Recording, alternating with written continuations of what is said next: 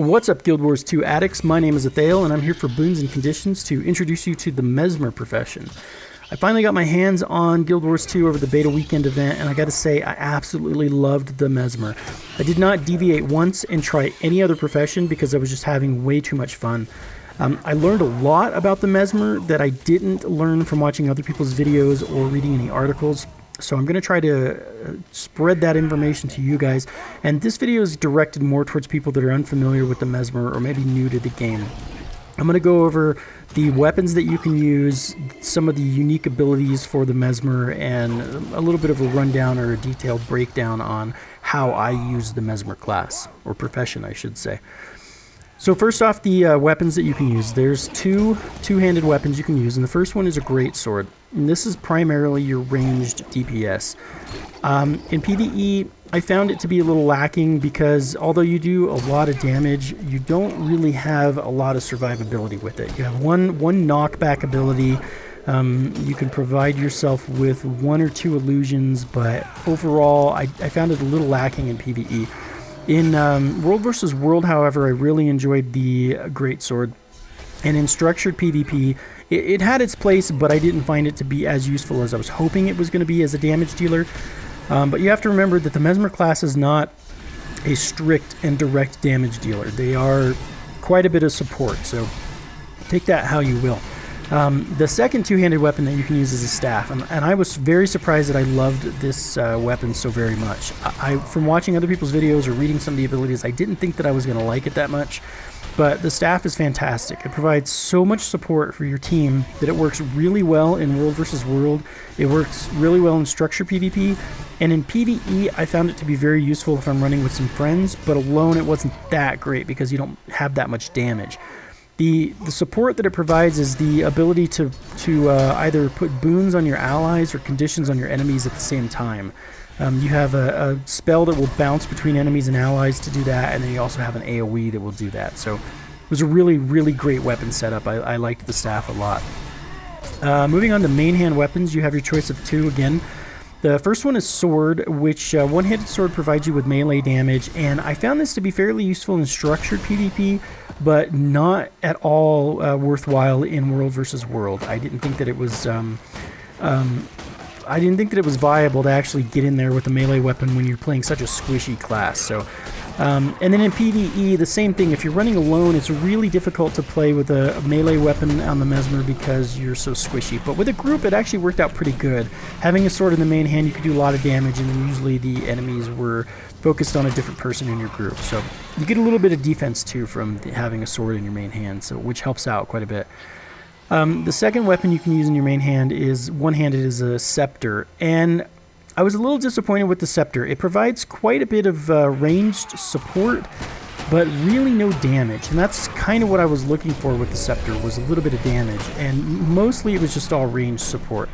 And although that's not completely unuseful as far as structured PvP goes, in PvE and in World vs. World, I found it to be almost completely useless. So maybe just in structured PvP, having a scepter in the main hand is pretty good. But you guys will have to try that for yourselves. Again, these are just my opinions of the weapon setups. Now, in the offhand, I'm just going to go through these real briefly.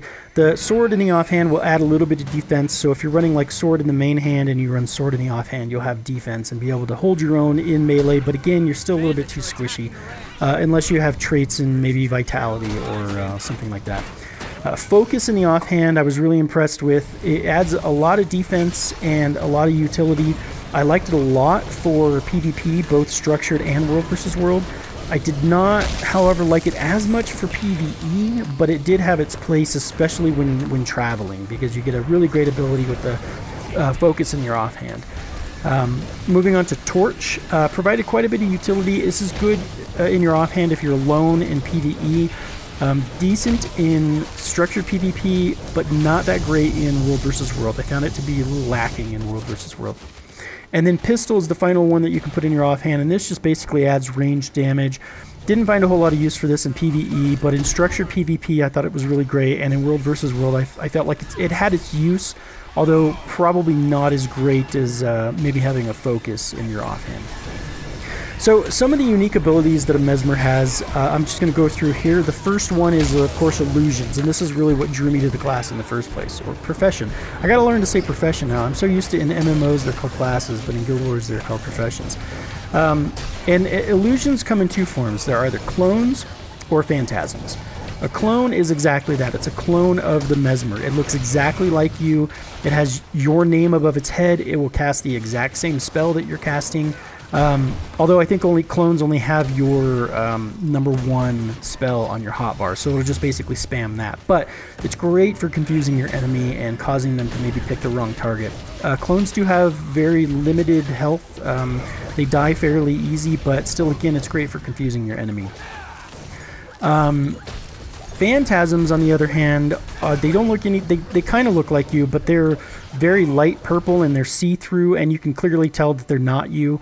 They also have their own name above their head, and generally phantasms will provide more of a support function than they will damage like a clone will. A phantasm will come out and maybe do a little bit of damage and then provide you with a defensive bubble or something like that.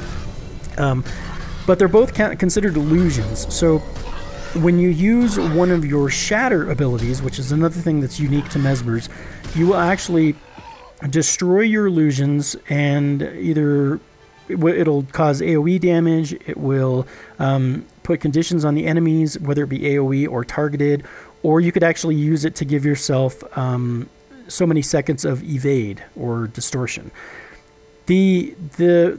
The best part about this is that the more illusions that you have out, the stronger those will be. So like if you use an ability called Mind Rack to do AoE damage, if you have one illusion out, it's not going to do so much. But if you have 3 illusions out and you use Mind Rack, they'll all run in and destroy themselves and do a ton of AoE damage.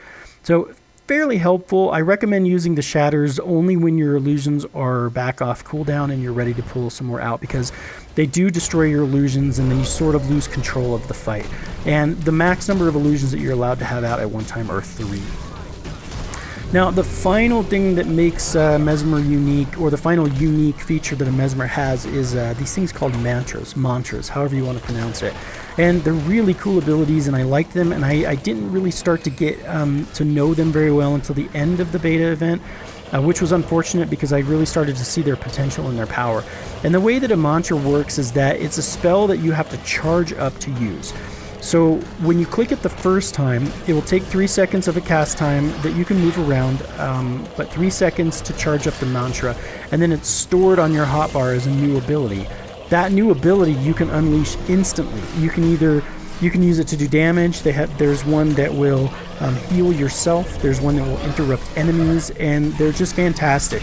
The only downside to them is that you have to, or you should, charge them up before you go into combat, because charging them in combat, 3 seconds is a lifetime, especially in PvP. So I didn't find a whole lot of use for the mantras in PvP, world versus world, maybe a little bit, structured PvP not at all. But in PvE, I definitely really liked using the mantras. The heal wasn't all that strong, but the damage and the interrupt were great, and I really liked those a lot. So that is the Mesmer profession through my eyes. I hope that you guys learned a little bit about it here. And if you have any questions, please leave them in the comments below, and I will be very happy to answer. You can also follow me on Twitter if you would like to message me directly there, and I'll be able to answer your questions there as well. I appreciate you guys watching, and again, my name is aethyal for Boons and Conditions. I will see you next time. Bye.